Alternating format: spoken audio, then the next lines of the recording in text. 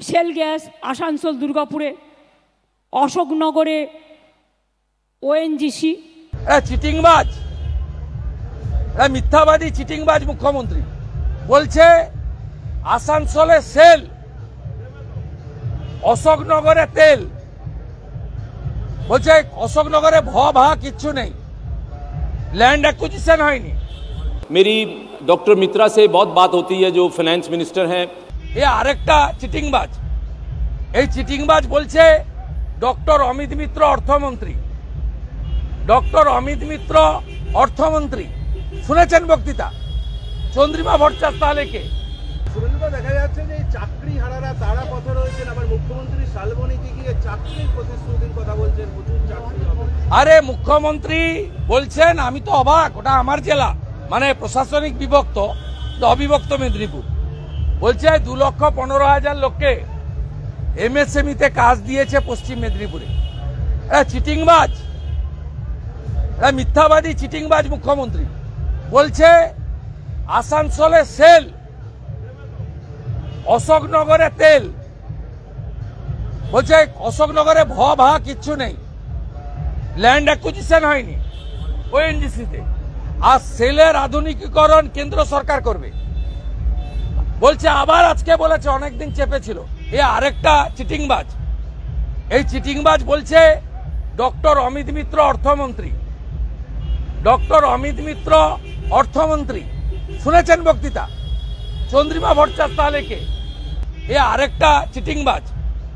এই চিটিংবাজ বলছে ডক্টর অমিত মিত্র অর্থমন্ত্রী, ডক্টর অমিত মিত্র অর্থমন্ত্রী। শুনেছেন বক্তৃতা? চন্দ্রিমা ভট্টাচার্য তাহলে কে? বলছে মিলিয়নস অফ মিলিয়নসের মধ্যে এটা একমাত্র এক্সেপশন, জেম এই রাজ্যের মুখ্যমন্ত্রী।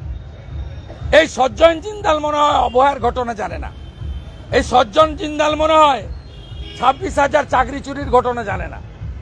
এই সজ্জন জিন্দাল মনে হয় আমার বাড়ি তোমার বাড়ি মোথাবাড়ি জানে না। এই সজ্জন জিন্দাল মনে হয় হরগোবিন্দ দাস চন্দন দাসের বাড়িতে ঢুকে তলোয়ার দিয়ে জবাই করার ঘটনা জানে না।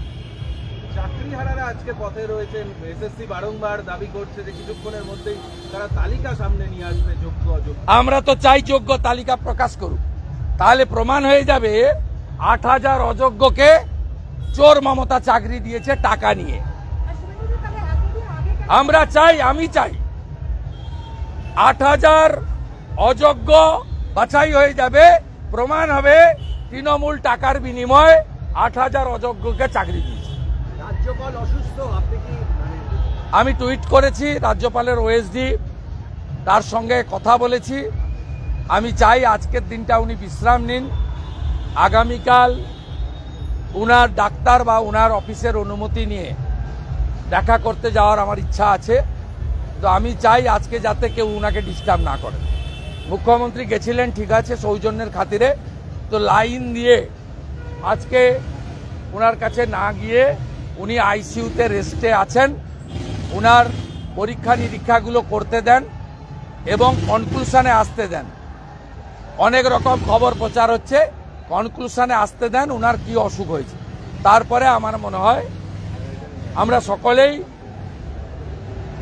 মা কালীর কাছে প্রেয়ার করছি, ভগবানের কাছে প্রেয়ার করছি, যাতে এই শিক্ষাবিদ, লেখক, সম্মানীয় ব্যক্তি, আমাদের রাজ্যের সাংবিধানিক প্রধান, তার সমস্ত কিছু যেন দ্রুত আরোগ্যের পথে তিনি যান এবং সব রিপোর্ট যেন ভালো আসে। উনার ওএসডির সঙ্গে আমি টুয়াইস কথা বলেছি, আরেকবার রাত্রে খোঁজ নেব এবং এক্স হ্যান্ডেলে উনার আরোগ্য আমি কামনা করেছি। আমরা টাচে আছি। তিনি দিল্লিতে বলছেন যে এখানে বিরোধী যেহেতু রাজনীতি রয়েছে, সেই চাপের জেরে তার আজকের এই শারীরিক অবস্থা। শত্রুঘ্ন সিনহা বলছেন, শত্রুঘ্ন সিনহা তো ডাক্তার। আমি যদি উল্টে বলি, মুর্শিদাবাদের হৃদয় বিদারক ঘটনা দেখে রাজ্যপাল মহোদয় অসুস্থ হয়ে গেছেন, এটা বলা ঠিক হবে? মুর্শিদাবাদের ঘটনার জন্য মমতা দায়ী, তাহলে রাজ্যপাল মহোদয় এই অসুস্থতার জন্য মমতা ব্যানার্জি দায়ী, এটা বলা ঠিক হবে? চিকিৎসা বিজ্ঞানের উপর ছেড়ে দিন। এই ধরনের কথা, আলপটকা কথা বলবেন না। এই কাজটা ডাক্তারদের। এই কাজটা শত্রুঘ্ন সিনহাদের নয়। কংগ্রেসে আপত্তি নেই, সিপিএম এ আপত্তি নেই, হ্যাঁ, কংগ্রেসে আপত্তি নেই মুর্শিদাবাদে যেতে, সিপিএম এর আপত্তি নেই, বিজেপির একটা অংশের আপত্তি নেই, আপনার ক্ষেত্রে শুধু আপত্তিটা দেখা যাচ্ছে। এটা 1:1 তো হচ্ছে পলিটিক্সটা। আমি কি করে বলবো? এজি কিশোর দত্ত স্ট্রং অবজেকশন করছেন। কল্যাণ ব্যানার্জি রাজ্য সরকারের lawyer in presence of everybody open ফোরামে হাইকোর্টে অবজেকশন করছেন যে শুভেন্দু অধিকারীকে যেতে দেওয়া যাবে না। আমি বিশ্বাস করি বুধবার আমি রায় পাবো, আমাকে অ্যালাউ করবেন।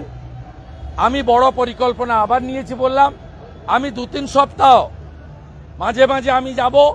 আমার বড় বাড়ি নেওয়া হয়েছে রিলিফ ক্যাম্পের জন্য, 1 মাসের জন্য ম্যাসিভ রিলিফ ওয়ার্ক করব।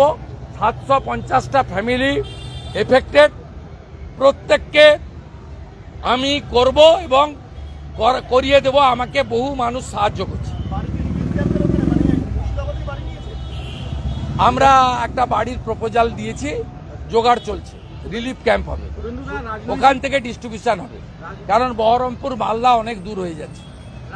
আমাদের টিন দিতে হবে, বাড়ি তৈরির বাঁশ দিতে হবে, অনেক ইউটেন্সিল দিতে হবে। পুরো বাড়ি পুড়িয়ে দিয়েছে, তাদের বাড়িতে আসবাবপত্র দিতে হবে। যাদের জোর করে বাড়িতে ফিরিয়েছেন রান্না করার গ্যাস বা কেরোসিনের স্টোভ দিতে হবে। ছাগল গরু নিয়ে চলে গেছেন, সেগুলো দিয়ে দিতে হবে। এ অনেক কাজ আছে।